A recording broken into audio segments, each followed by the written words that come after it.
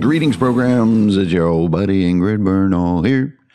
Back once again on the RPG Mainframe. This is Hankrin Furnail. Podcast made to last and all that good stuff. Welcome back, everybody. We're looking at Mainframe episode 62 right here. And yeah, man, it's wow. So holler out to everybody. As of this recording, it's day 7 of our lock-in. So, you know, we're getting a little bit crazy, but we're starting to get a routine with it. You know what I mean? You got to do your exercises every day. You got to stay healthy and stay sane. And stay safe and stay inside until this whole thing blows over. So that's what we've been doing. But that doesn't mean that this hobby is showing any signs of stopping. If there are really any hobbies or sort of lifestyles that are somewhat bulletproof to this entire global situation, it'd have to be the RPG life. So here we are looking at Mainframe 62. Now, we've got a pretty beefy topic today. And really, almost all of today's podcast is coming straight from you guys, straight from the Patreon and from the sort of slow yet endless trickle of messages that come through Facebook for me that I always enjoy, you know, answering every morning. And that's where it's coming from today. This whole thing is kind of like reader driven. That's Mainframe 62. But before we get into the main meaty topic for today, I think it's time to take a look into the dark spaces down in the basement of Runehammer. Here, we're going to go down and we're going to what is all this stuff here? Let's see. Okay, what is all this? Here we go. Yeah, right here. Oh, there we go. The mailbag. Mailbag day, hey, hey, hey, it's mailbag day. Let's go see what's in the mail today, 'cause it's a mailbag day. Mailbag day, mailbag day. Man, we ought to do like an Elvis edition. Okay, so mailbag today here on Mainframe 62. We always, you know, sort of questions and comments coming in different quantities and intensities, but some sort of stand out as others as maybe being something that that everybody can kind of benefit from rather than just an individual question or sort of a story. But a strange trend, not strange, but an interesting trend has occurred in the past, say, month or so that I just had to comment on. So it isn't one specific piece of mail that came into the mailbag, but there have been way more game reports than there have been sort of, you know, questions and can you help me with and creative stumbling blocks. Now, I'm not sure why that is, but a game report being like, hey, Hankrin, we just played last night and we were, you know, playing the Minotaur Bridge and we did this and we did that. It was awesome. And here's what happened. And here's the outcome. Those are awesome to hear, always to hear, like, you know, how content makes it to the table. But for strange reasons that I have no way of understanding, those have been really, really common throughout the months of February and March. And maybe it's because, you know, folks are staying in and they're playing online or they're playing on Skype or whatever. And so it's not a matter of them pushing themselves every week to create, you know, the craziest next game session, but more so just sort of holding on to the social bonds that make their groups and playing in a little bit more of a relaxed way. Now, all of these are just sort of my not really provable responses to all these game reports, but that's kind of what I sense.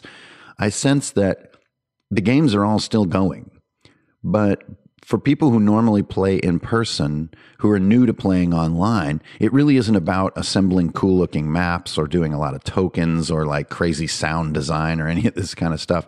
It's more just we need to see each other's faces every week, you know, and so we'll use the tools that we have. And I have to say, thank goodness for video chat and for FaceTime and all that kind of stuff in times like these. And it changes the tone of the game a little bit. And I think that's what I wanted to comment on as far as mailbag goes. It's an interesting commentary, you know, like exactly what really is the guts of what we're doing. You know, is it just seeing each other's faces every week? Or really is it about, you know, the wow factor and prep and sound design and visual design, terrain building and mechanic building and content building and storytelling? And obviously it's a little bit of both, but it's interesting how that sort of needle is going to swing to one side or the other depending on sort of the social atmosphere of all of our home cultures. And I know that we have listeners from all over the world, and so all of you are experiencing different versions of modern times. But from where I sit, being on the sort of receiving end of all these game reports, there's a little bit different tone, and it's a tone of, using online tools to stick together, not so much to push campaigns forward. And I find that freaking awesome. So that was just the first thing I wanted to comment on from the mailbag. Now, the second one that came up in the mailbag is a perennial question in RPGs. And we're going to go from the sublime and the vague, which I just went into, right all the way down to the mechanical and the specific. And this is the one about, hey, Hankrin, how do I run an army or a horde or a giant swarm of bad guys who are coming for my players? And then there are so many ideas. And a lot of them circle around inventing a new set of dice mechanics or number mechanics that can manage these large quantities of enemies. Okay, so the classic one is the horde of skeletons, like this sort of skeleton army. We've all done it. If you haven't done it in your game, it's just that blows my mind. But so do I track each one with one hit point? Do I use a quantity sort of outcome instead of damage outcomes? Do I use a whole new set of dice that simulate something like a war game or like Stratego?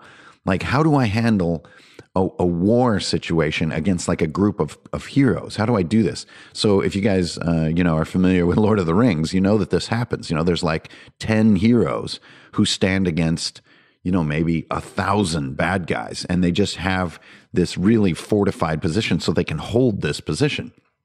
And this even happens in real life, too, in certain situations. Actually, you could even cite the Alamo as one of these occasions, is massively overwhelming numbers can be held at bay by a group of heroes who are well fortified. And how do you handle this in your game? Because you want this to happen in your game. If it's in Tolkien, it needs to happen in your game, right? And so how do you do it? And so being on the receiving end of all these messages and questions about playing hordes, I see a lot of different versions of how people want to handle it, and I almost always give them the same response. And it's a bit of as I usually describe it, a kick in the head, right? When I give this response, a lot of my responses to these questions are so minimalistic and so binary in nature. I think people are just like, what? Because remember, I'm always playing to my own, needing to be able to remember things to run them effectively. So it needs to be simple enough for me to just memorize it. And you guys probably know what my answer is going to be, is I basically just run my horde as a time constraint. And if you have a fighter who has a, battle axe and is raging and has multiple actions per turn and all this kind of stuff, all you do is you have him successfully hold them at bay. You don't count how many skeletons are. Let's just start with that. You do not count how many orcs there are attacking Helm's Deep. That is not fun. There are almost countless numbers of them. There's a horde of them, an army, a legion.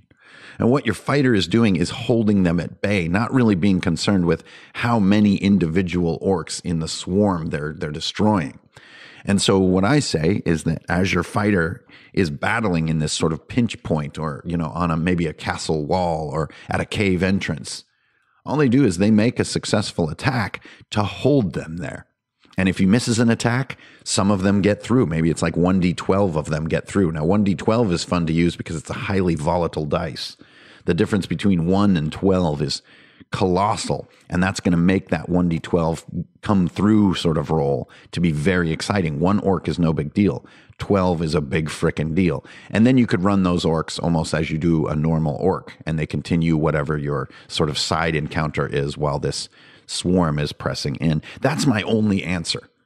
I really do not have another way to do an army encounter. And so let's think about Minas Tirith. We have some heroes and a small army trying to hold a city against a gigantic legion of enemies.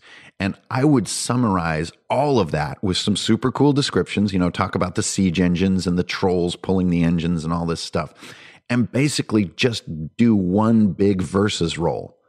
And the versus roll counts down how much time can pass before Minas Tirith is destroyed. Each time that the legion wins, Minas Tirith loses 1 point on this timer, and maybe there's 8 points on it.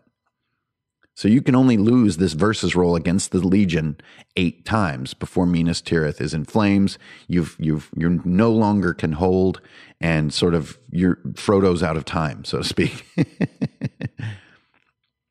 Now, it vastly simplifies the mechanical part, but that's fine because your descriptions are going to be so cool. And then also you give your players chances to mitigate these rolls or modify these rolls. So they aren't just making flat versus rolls against the Legion. They can fortify the reinforcements. They can fire all the catapults in unison. They can shower rubble down on the enemy to maybe give a plus or to roll with advantage on this versus roll. But again, the idea isn't to get into the details of the Legion attacking. It's to get into the gravity of a single dice roll. That single dice roll needs excitement and gravity. If you're rolling tons of rolls, each one will lose gravity. Less rolls equals higher gravity because this outcome.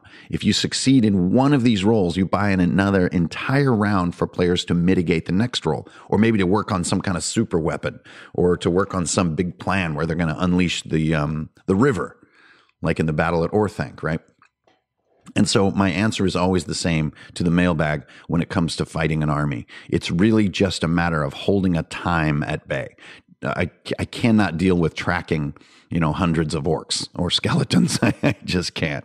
So that's how that one is. So thank you everybody who's been writing in about fighting armies. And it's just it really is a perennial question. It comes up in almost every campaign, I think, at some point, because I think it's an important part of the fantasy epic mindset. It is a scene that needs to be in your story. And so you need to be ready to handle it with elegance and excitement. Okay, we've got one more piece from the mailbag, and this one's kind of funny. It came up a few times last year, and then it kind of went quiet, and then suddenly popped back up in February and early March, which is requests for an index card RPG monster manual. Like, where's my dang monster manual?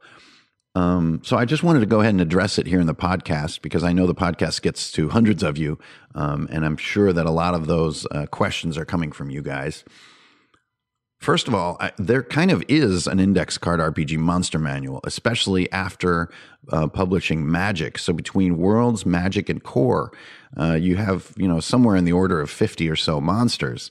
And even to me, that's even too many, really, for the mindset that I've been publishing toward. So already I feel I've done a pretty wild monster manual. And even in some reviews online, Index Card RPG has been critiqued that the monsters are too mechanically complex, that a full page of data on a monster is too much to run efficiently. And so that's why we changed up our enemy listing in Altered State.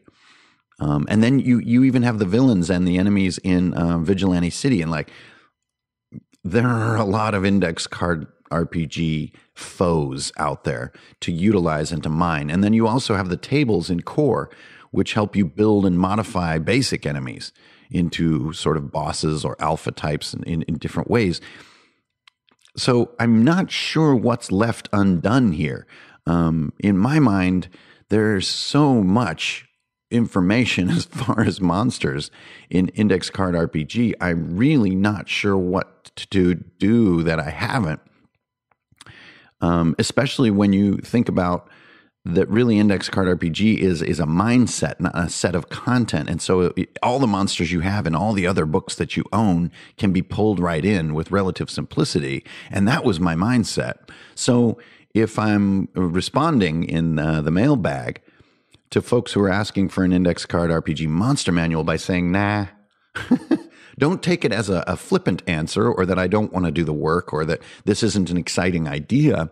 It's that in my mind, I really have done it. And I really have set out to do a tighter and more condensed version of Index Card RPG, not an ever-expanding one. The ever-expanding mindset is exciting in RPGs. It makes for great collecting. It's a fun, what's next kind of feeling, and this is how Wizards of the Coast and many other publishers do their constant expansion of their world. Another example would be like how Shadowrun is done. Almost every month they have a new source book with a ton of new stuff in it. And who can even keep up with this much content, I'm not sure, but it does add to some fun collecting elements. But that's just not the strategy of Index Card RPG. And so I don't mean to just say nope to the Index Card RPG Monster Manual, but I kind of do mean to say that. I feel satisfied with what has been done as far as monsters, and I think it will be refined, it will be improved and condensed like the ones in Altered State. But but I wouldn't expect to see a bunch more monster content. If anything, I would just look to see 3rd edition coming at some point, and in that, a more efficient and easier to memorize, not look up, set of monsters. And in the meantime, go mine every single RPG book you have for monsters. There's a lot of fun ones. Even books like Cryptids that I did with Eric Bloat, I really like the monsters in that. They're a little bit earth-based, but they can easily be modded a little bit to fit into a fantasy game in interesting and sort of unexpected ways that aren't like your traditional fantasy monsters. So there's just wealths and reams of data about monsters out there to dig through. And if you look at some of the Kickstarter monster books, my goodness, they're gigantic. Some of them have like 400 monsters in them. And so I'm just like, I'm monstered out. So I like to keep it simple. I really like to stick to the 5e monster manual. I don't know why. Call me a simpleton. But I really enjoy that monster book, and I like the familiarity it has, the classic nature that it has. And so that's where you'll find me if you're looking for me as far as monsters go. Hey, that's it. Look, the mailbag's empty. Kick it. Mailbag day, mailbag day. Hey, hey, hey, it's mailbag day. Let's go see what's in the mail today, because it's a mailbag day. All right, so that is the mailbag from Mainframe 62. Let's get into the real guts of this. I'm going to sip on my coffee a little bit here. Delicious. Okay, so Mainframe 62, what's it really about, Hankerin? We've heard enough of the mailbag. Come on, let's move into the real guts here. Let's get into the thesis. And here's what's funny. The thesis today on Mainframe 62 comes directly from a piece of mail. So thank you, everybody, on the Runehammer Discord, which, by the way, is open to all now, open to all patrons, which it does introduce a little bit of clutter into the Discord channel. So I want to thank all the immortals who've been enjoying that channel in a little bit quieter feel until a few days ago, when we opened it up to all patrons. And I did that because I know that online tools are more important to people right now because of modern times. And I want to thank the Immortals for their patience as all these new users, we've had over 100 new users in the Discord channel, who, maybe cluttering it up a little bit in their first few days, but now are sort of settling more into their routines. And so we're not going to be reading through so much stuff that maybe we aren't following. And so you'll find our ways into our little channels and our little hidey holes in the Discord channel, and everything's starting to normalize again. So thank you, everybody, for getting in and joining the conversation, by the way. It's just, there's always something new to talk about in there. But this comes directly from the RPG Mainframe discussion channel. And it was a question about how do you sort of build investment in players, sort of in the whole thing. And I think the initial question was a little more focused than this. It was like, how do you build investment in character backstory? But I see this as a question that cloaks a larger issue, which is just building investment itself, investment with a capital I. How do you build player investment in your game? And I don't think the answers are going to be maybe what you expect. So first, I want to look at it by what the answer isn't to me. And I think that this is actually a reflection on sort of the state of our hobby right now. I don't think that the answer to how do I get players to really invest in my game, to care, to want to show up with their full energy, how do I build this in them?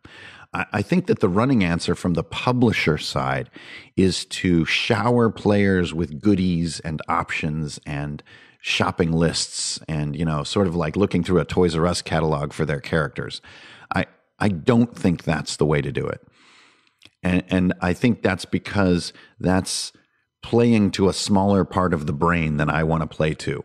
That sort of lizard brain that wants things and that wants toys is A, sort of ravenous and is almost impossible to satisfy, and B, to me, is a somewhat shallow part of the brain. That's not the deeper area that I want to get into as a game master. And so that's not the answer to me. Now, at some tables, that is just an endless fascination of players browsing potential loot that they could get or that they want to go after, or power builds that they could achieve in the future. And so if that is how you game, then hey, rock on. I'm just saying, for me, that's not the answer to this question. So for me, to answer this question, I have 6 points that I want to hit. All right, you guys know me. I'm always trying to work like the thesis mindset. So my thesis is you build greater investment at your table through meta thinking. It really is a meta game to build investment. It is not an in-game element. It's something that happens at a meta level. Investment is something that a player feels, not a character. Characters are completely invested in the world. They live in it. But a player is someone who might at times lose interest or be a little less excited for a session or put a little less effort into the character creation as maybe another player does, or be a little less animated during a session. You know, this is the concept of investment. And I don't think it happens at the character level or inside the game. It's a meta problem. And that's my thesis. And the 6 points, I hope, are going to back this thesis up, okay? My first one is a technique called the BS session. So this is basically BSing with your players. And this usually happens before a game really gets sort of gels and come together. And this is just bullshitting about what you enjoy about D&D. What about the hobby even brought you here? Why are we getting together one night a week and you being away from our families and being, like adding one more item to our busy schedules and so on and so forth? Like, what is it you're wanting? And like, why did you even get into this? This is weird. Why are you so weird, dude? You got this like giant beard and like, what are those pants all about? What are we doing? And like then beginning to, maybe fun on each other a little bit and getting to know each other. If you already are good friends with these players, it's kind of just this chewing the fat. But you're not just chewing the fat. And here's where being the game master is a little bit different than maybe what the players are thinking. You're actually subtly steering this conversation. You're using this bullshit session, looking for little tidbits. But at the same time, you're also just funning. You're chuckling. You're also constantly reinforcing people that any level of nerddom is completely acceptable. So if someone just instantly starts to go into, well, I've always played gnomes in all my games, and so I want to play a gnome again. And this time, here's how I'm going to build this gnome out. And then just look within and say, okay, what can I say that's fun about reinforcing this whole gnome thing? And like the first thing that comes to my mind is like, it's because of gnomes we have this blasted economy. Damn them. Like, what is that? I have no idea. Why did I turn right to a negative portrayal of gnomes? I don't know, but what matters is that I jump in. I jump into the BS. And this is also, a principle in improv theater. It's a principle of taking what's said and questioning nothing, but leaping in with your own voice. And this to me is a huge part of the BS session.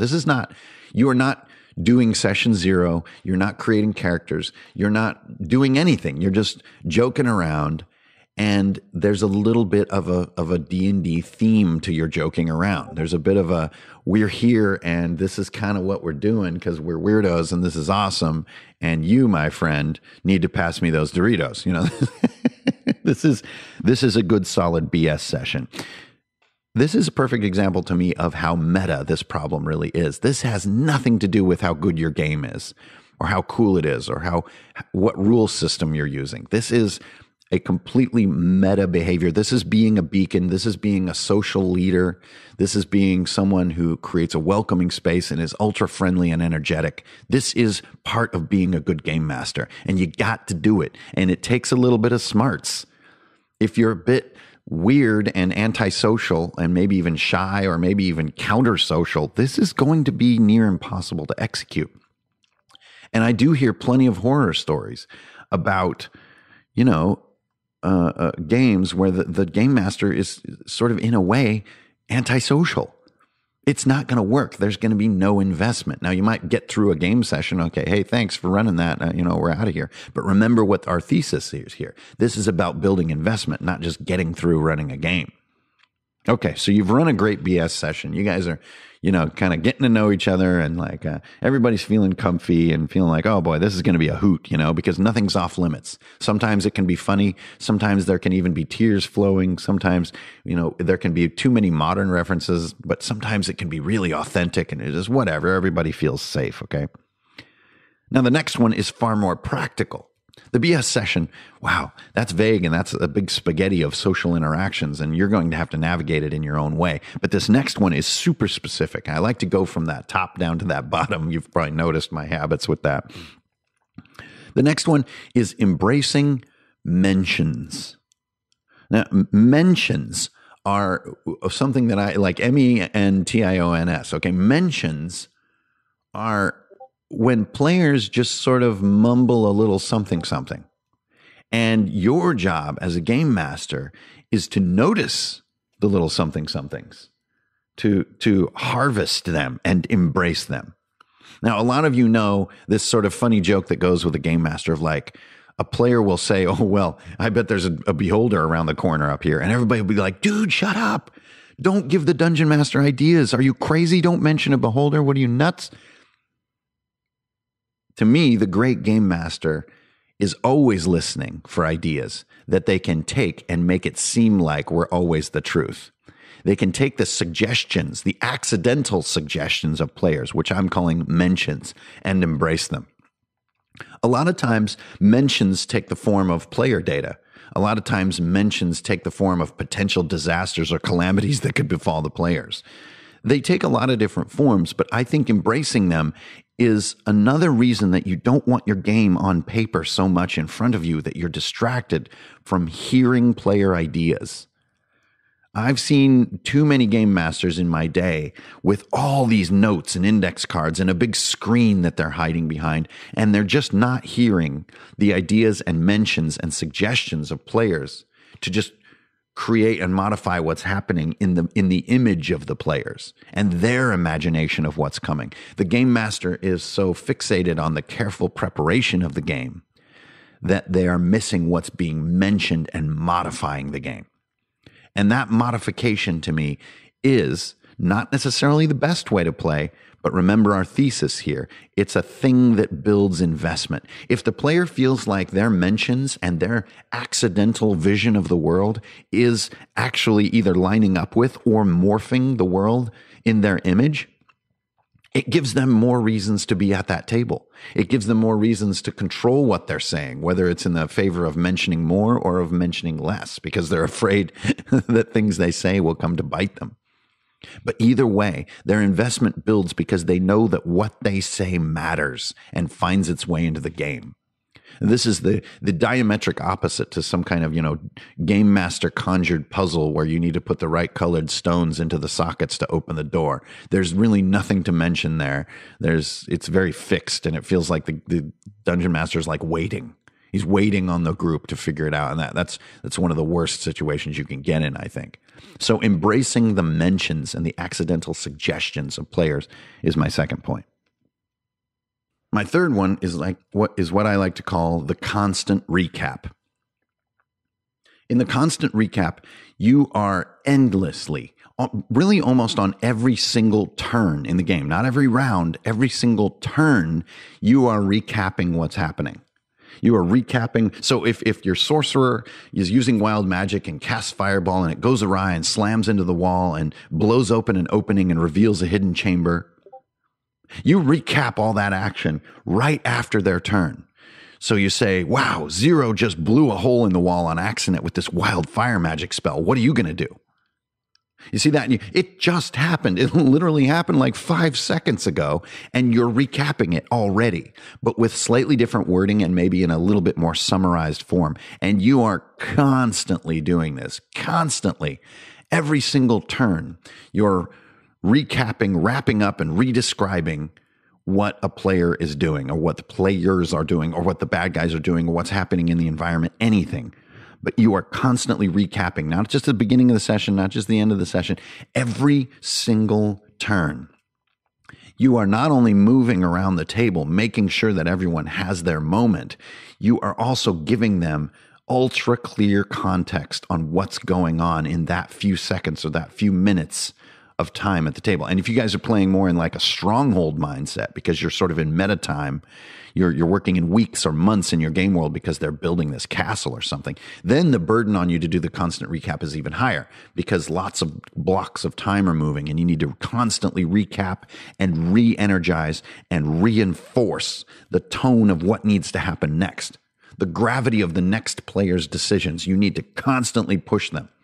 And if you're entering into sort of binary conditions, you're also recapping that. So you can say, now that this doorway is open to this next chamber, you definitely have the possibility of going in there. But if you go in there, you're going to abandon your friends who are fighting the Dark Mantles.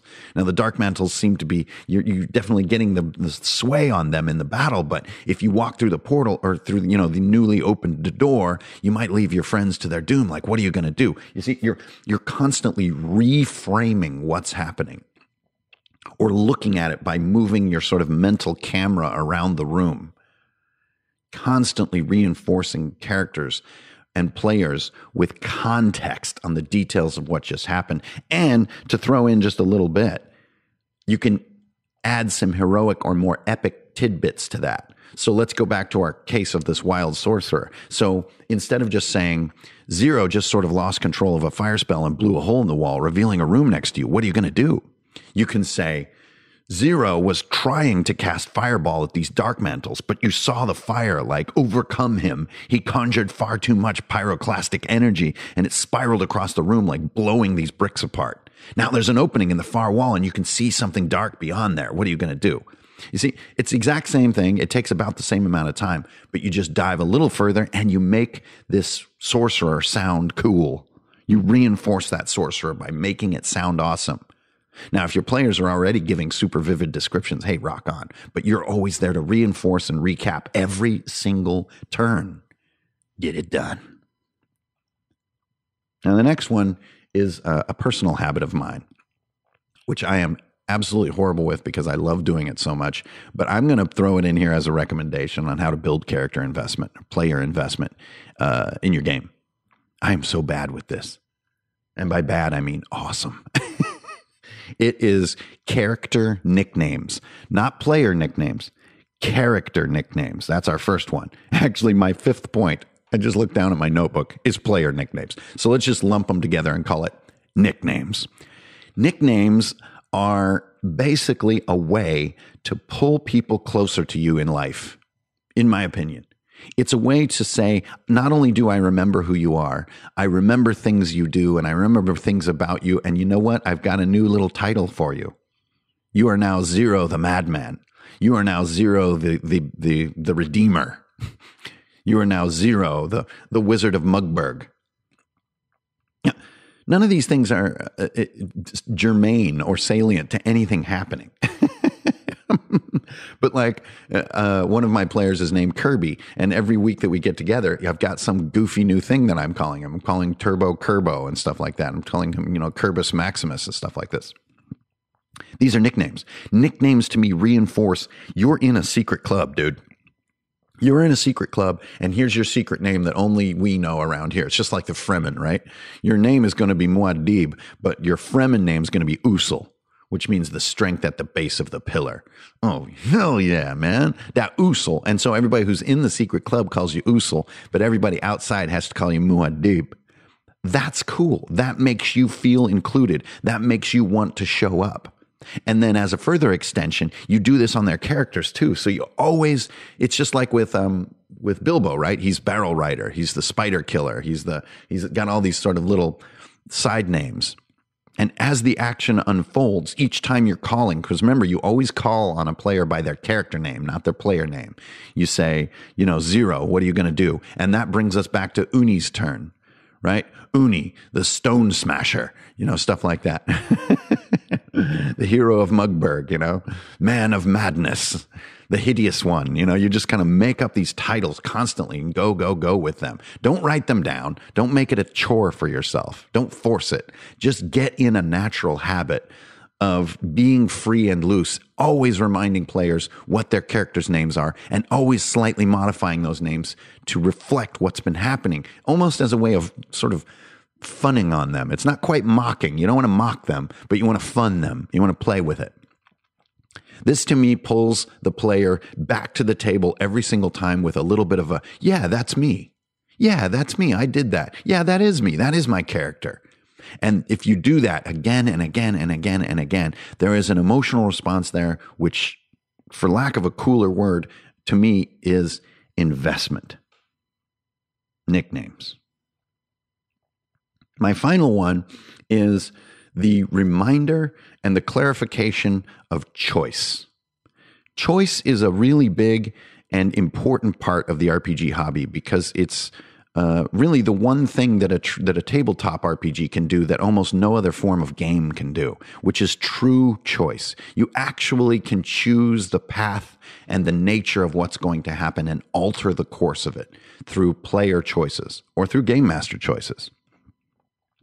As a way to build investment with your players, you constantly remind them of these choices and bring these choices out into a bright white light. And you do it just in the most simple and concise way imaginable. You just say like, so you guys are standing on this beach and you really have two choices here. I mean, I'm just putting it as plainly as I can, right? You could kind of, go out into the ocean and hope that you meet up with the Atlanteans who are somewhere beneath the waves, or you can turn back and take your chances in the caverns. Now, this may make it seem like you're playing, Dragon's Lair, on the old arcade game, like you want A, press A for the caves and B for the ocean. But that's okay. That's okay because when you reinforce this choice, where you put the interestingness is not how many choices there are, but the gravity upon a simpler choice. And if you guys watch my Mario building or world building Mario style video that I recently put out, it's all about this. It's about these simple but heavy choices. And with your descriptions, you are constantly driving, revealing, reinforcing, and over-illuminating these choices. You're saying, you guys basically could stay in town and fight this wave of orcs that are coming in. Or you could take the wizard's advice and go to try to find the relic that maybe could end the war altogether. But if you leave town, that's not going to be good. But if you ignore the wizard and fight the orcs now, you might not get another chance to go after the relic. Well, how far is the relic? How close is the army? And do we have support? Do we have a local militia? Do we actually know where the relic is? Do we know if there's going to be traps? And suddenly there's a bunch of questions, and all these questions in this discussion is the more important part to me, rather than saying, okay, you guys, here are the variables. What are you going to do? You could do almost anything. What's it going to be? To me, that's not really a choice. That puts so much burden on the players. I think it reduces investment because it kind of feels like this game master is wanting us to come up with the campaign right now. But if you re-illuminate and almost over-exaggerate and reinforce these choices so that the stakes are clear on these choices, then the players get to take over and they need to discuss their motivations, how they're going to make the choice. And you get to lean back and take a sip from your mug as a game master. So that's my final piece of advice on building investment, is like shedding this brilliant white light onto the choices. And that's a great way of thinking of it to me because it just makes it stark. It gets rid of all the BS and says, okay, you guys, I just got to admit it. There's really only two things you can do here. There's this or there's this. Now they can come up with all kinds of versions of how they want to do one of those choices, but you keep the number of choices clean and starkly illuminated so that they have this clear set of context and stakes on what they're choosing. And that's where role-playing is going to hit so hard, at least in the groups that I've been in. That's a moment where role-playing is just like in effect. So there you go. That is my answer on the 6 best ideas I have to build player investment in your game. And this is from the beginning through all the way to the end of a campaign. You've got the BS session, very important, but takes a sort of a little bit of savvy sense of social interplay between people to really navigate it to effect. Then you've got embracing mentions. You're constantly listening for things that players mention and mining it for ideas to go into the action. Next, we've got the constant recap, one of the hardest things to really adopt in your game. But every single turn, you are in brief form recapping what just happened to give the next player context and stakes on their actions. Then we've got character nicknames and player nicknames for the 4th and 5th points here, which is constantly reinforcing players' involvement and importance to you as a person by playing around with their name and giving them new titles and new variations on their name as a reinforcement of like, I know you and I like you and I enjoy being around you and here's a little bit of a giggle for you. And then finally, the reminders of choice, bringing choices into a bright white light and making them extremely clear to players so that they feel their thoughts and opinions really matter in that moment of choice. That's it, you guys, from Mainframe 62. I hope some of these techniques help you build the investment that your players feel around your table. And if everybody's, moving to playing online these days, which really you probably should, good luck and enjoy. And remember to keep those tools simple. Don't let the tools get between you and your group. If you have a good group, you don't need a lot of fancy particle effects and animated trees swaying on your computer screen to have a great time with your friends. So embrace simplicity when playing online. And by all means, make sure to stay in touch with your friends, your players, your game master. These are tough times for everybody, and it's important that we all double down on showing love. You know what I mean? Showing love to each other and sticking together. And it's tough being apart like this. I got to admit, I underestimated how hard this would really be. I really just miss everyone in my community that I interact with on the daily. But we got to do what we got to do. So put in that extra effort to make sure that you're still outputting the same number of love beams as you normally would in daily life, okay? Get it done. We're going to stick together. We're going to make the world just a tiny bit more better place than it was when we got here. And everybody, stay home, stay calm, stay safe, stay healthy. And most of all, strength. Honor and beer, man, are those things important in times like these? So stick to the old principles. When we are together, the shield wall is unbreakable. So let's stick together, shoot them love beams. I'll see you guys on the internet. I'm going to get out of here.